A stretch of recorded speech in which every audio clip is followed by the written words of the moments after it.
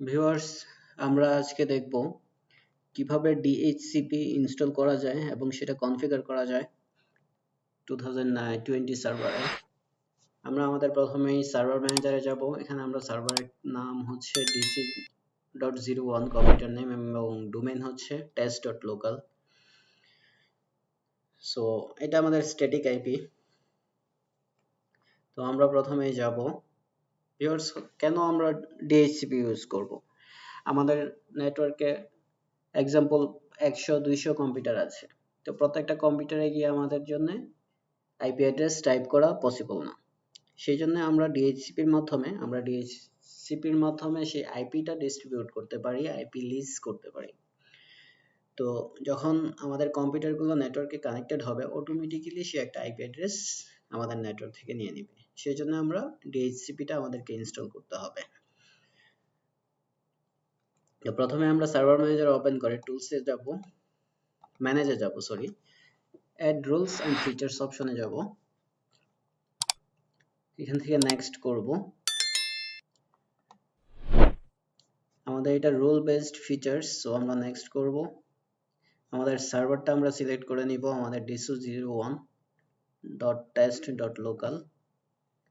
তো এখান থেকে আমরা ডিএইচসিপি সার্ভার সিলেক্ট করে নিব। তো এটা remote server administrator tools, role server tools. তো আমরা ইনক্লুড করে নিব ম্যানেজমেন্ট টুলস অলসো।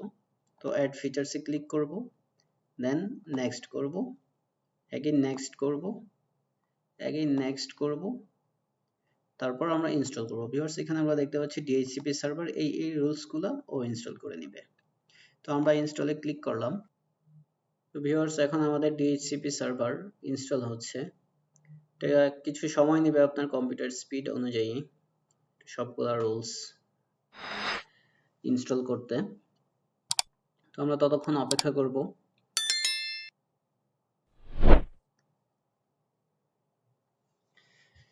ভিউয়ার্স, আমাদের ডিএইচসিপি সার্ভার ইনস্টলেশন কমপ্লিট হয়ে গিয়েছে। এখানে আমরা ইয়েলো মার্ক দেখতে পাচ্ছি। এখানে আমরা নোটিফিকেশনে ক্লিক করলে দেখতে পারবো যে আমাদের confirmation required installation succeed on dc01.test.local। So আমরা এখন এটা কমপ্লিট করব। ক্লিক করি কমপ্লিট ডিএইচসিপি কনফিগারেশন।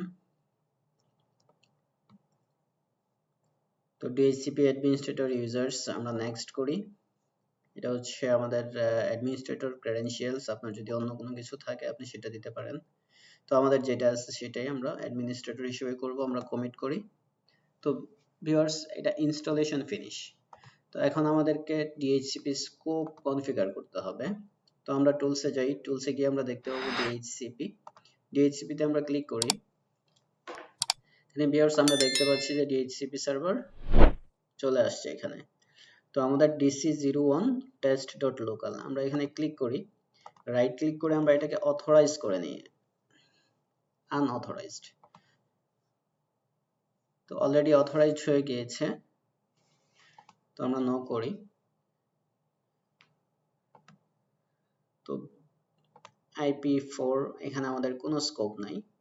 তো আমরা ভিউয়ার্স এখানে সার্ভার অপশন আছে, পলিসিজ আছে, ফিল্টার আছে।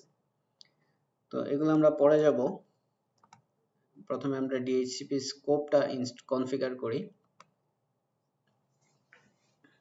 Add a scope, then next. Viewers, আমরা এখানে কি দিতে পারি? আমাদের company name like test, okay. আর আমরা দিতে পারি, আমরা ডিএইচসিপিটা কেন করব? ল্যানের জন্য করব। LAN scope for ABC, description আপনারা দিয়ে দিলাম। তো আমাদের ভিউয়ার্স স্টার্টিং রেঞ্জটা কত হবে? আমাদের স্টার্টিং রেঞ্জ হবে 192.168.80। আমরা আমাদের ডিএইচসিপিটা দিব 100 থেকে, আমরা 100 ইউজারের জন্য সেটা করব। তো আমরা স্টার্টিংটা দিচ্ছি 100, 192.168.80.200 পর্যন্ত আমাদের ডিএইচসিপিটা রিলিজ করবে। 100 থেকে 200, 100 আইপিটা ডিএইচসিপি থ্রু রিলিজ হবে। তো আমাদের এটা টাইপ সি আইপি, এই জন্য অটোমেটিক চলে আসছে 24। তো অ্যাড এক্সক্লুশনস এন্ড ডিলে। ভিউয়ার্স আমরা এখানে কোনো কিছু এক্সক্লুশন রাখবো না, তো আমরা নেক্সট করি। ভিউয়ার্স এটা আইপি অ্যাড্রেস লিস্ট ডিউরেশন, আমরা কতদিন পরে পরে কত সময় পরে পরে এটা লিস্ট করব। তো আমরা এখানে 2 ডেজ আমরা দিতে পারি, বা উইকলি আমরা করতে পারি 5 ডেজ এ উইক, 7 ডেজ দিচ্ছি। এখানে আমরা স্কোপটাকে কি কনফিগার এখন করব না পরবর্তীতে করব। ভিউয়ার্স আমরা স্কোপটাকে কনফিগার এখনই করে নিয়েছি আমাদের সুবিধার জন্য, তো আপনি পরে চাইলে পরেও করতে পারেন। তো স্কোপটাতে যেগুলো অপশন আছে আপনার রাউটার, ডিএনএস, এগুলো অপশনগুলো আছে। আমাদের রাউটার আইপি গেটওয়ে কি, আমাদের গেটওয়ে আইপি হচ্ছে 192.168.80.1। সো আমরা আমাদের গেটওয়ে অ্যাড করে নিচ্ছি। আপনার যদি একাধিক গেটওয়ে থাকে আপনি সেটা অ্যাড করে নিতে পারেন। আমাদের একটাই গেটওয়ে, আমরা একটা গেটওয়ে অ্যাড করে নিচ্ছি। এখানে ভিউয়ার্স আমাদের প্যারেন্ট ডোমেন, আপনার যদি মাল্টিপল ডোমেন থাকে একটা সেম সার্ভারে, সেক্ষেত্রে প্রথমে আপনার অটোমেটিক যেটা সিলেক্ট হবে আপনার প্যারেন্ট ডোমেন। আমাদের প্যারেন্ট ডোমেনটা আমরা এখান থেকে সিলেক্ট হয়ে যাচ্ছে, এবং প্যারেন্ট ডোমেনের সেম ডিএইচসিপি সার্ভার যেটা 2, তো এটা অটোমেটিক সিলেক্ট হয়ে গেছে। আমরা এখান থেকে দেখতে পারি যে আমাদের অ্যাকচুয়াল কি হচ্ছে, অটোমেটিক না এসে আমরা যদি ম্যানুয়ালি টাইপ করি আমাদের সার্ভার নেম এটা আসে কিনা। আমরা এটা ডিলিট করে দেই ভিউয়ার্স। ভিউয়ার্স আমাদের সার্ভার নেমটা হচ্ছে dc01.test.local। আপনি ভিউয়ার্স এখানে শুধু dc01 দেন তাও হবে, চলে আসবে। রিজলভ করি। ভিউয়ার্স আমরা দেখতে পাচ্ছি আমাদের সেম আইপিটা চলে আসছে। ভিউয়ার্স এখানে যদি আমরা দেখেন, আপনি test.local ক্যান্সেল করে আপনি যদি dc01 দেন, এটাও সেম আইপি আপনার ডিটেক্ট করবে, বিকজ সেম ডিএনএস কনফিগার করা আছে। তো আমরা নেক্সট করি। এখান থেকে ভিউয়ার্স আপনার যদি কোনো উইন সার্ভার থাকে আপনারা সেটা কনফিগার করে নিতে পারেন। আমাদের এখানে আমরা দেখতে পারি আমাদের test.locale কোনো উইন সার্ভার নাই, তারপর এটা আইপিটা 2 নিয়ে আসবে, বাট আমরা এটা কনফিগার করব না। তো ভিউয়ার্স এটা যেটা হচ্ছে অ্যাক্টিভেট স্কোপ, আমরা এখন স্কোপটা কনফিগার করব না পরে করব। ভিউয়ার্স আমরা আপনাদেরকে আরো ডিটেইলস যাওয়ার জন্য স্কোপটা এখন কনফিগার করতেছি না। আমরা দেখি আমাদের ক্লায়েন্ট পিসিটা থেকে আইপিটা কি আছে, তারপরে আমরা আসবো ভিউয়ার্স স্কোপটা অ্যাক্টিভ করার জন্য। ভিউয়ার্স আমাদের এটা হচ্ছে ক্লায়েন্ট পিসি।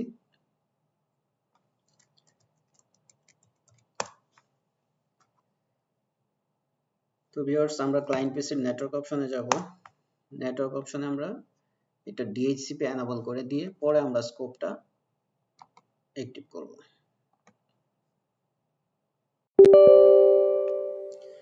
ভিউয়ার্স এটা অলরেডি আমাদের ডোমেইনে আছে, এইজন্য আপনার অ্যাডমিনিস্ট্রেটর ইউজার নেম পাসওয়ার্ড জিজ্ঞেস করতেছে, কারণ যে কেউ আপনার এটা করতে পারে না।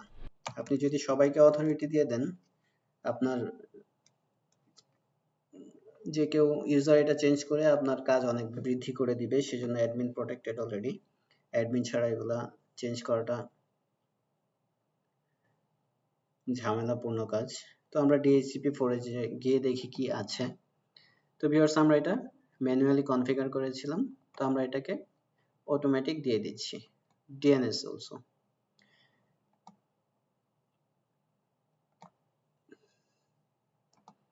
ভিউয়ার্স আমরা এখন দেখি এটা কোনো আইপি অ্যাড্রেস দিচ্ছে কিনা।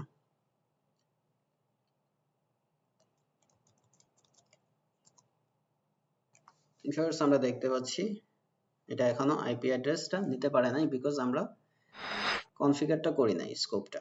তো ভিউয়ার্স স্কোপটা কনফিগার না করার ফলে যেটা হচ্ছে, এখানে আপনারা দেখতে পাচ্ছেন লেফট সাইডে আইকন আছে যেটা হচ্ছে রেড মার্কস, মানে এটা হচ্ছে ডিসেবল। তো আমরা এখানে ক্লিক করে অ্যাক্টিভেট করে নিই আমাদের স্কোপটা।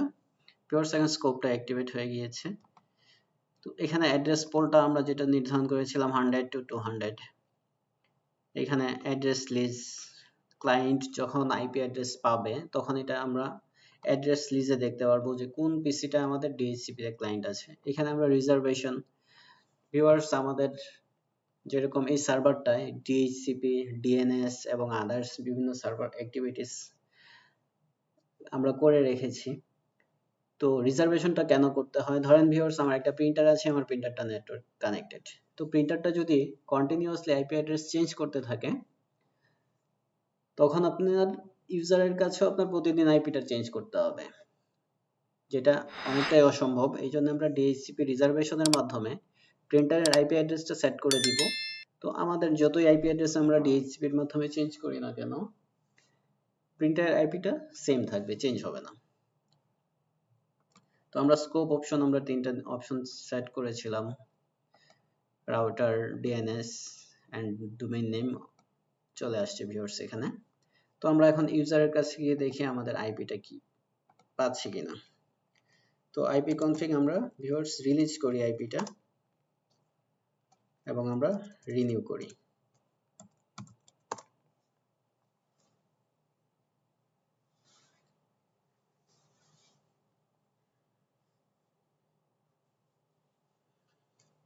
ভিউয়ার্স, আমরা দেখতে পাচ্ছি আমাদের নেটওয়ার্ক অ্যাডাপ্টার DNS test.local এবং আইপি অ্যাড্রেস 80.100। তো ফার্স্ট আইপিটাই সে ডিটেক্ট করেছে। তো ভিউয়ার্স, এই ছিল আজকে DHCP server installation and configuration. আপনাদের কোনো কিছু জানার থাকলে অবশ্যই কমেন্টে জানাবেন। পরবর্তী ভিডিও দেখার জন্য আমাদের চ্যানেলটি সাবস্ক্রাইব করুন এবং শেয়ার করুন বেশি বেশি, যাতে আপনার বন্ধু-বান্ধবরা সেটা শিখতে পারে। যদি ভিউয়ার্স আপনার কোনো কিছু জানার থাকে অবশ্যই কমেন্ট করে জানাবেন। আমি চেষ্টা করব সর্বোপরি আপনাদেরকে সাপোর্ট দেওয়ার জন্য। Thank you viewers.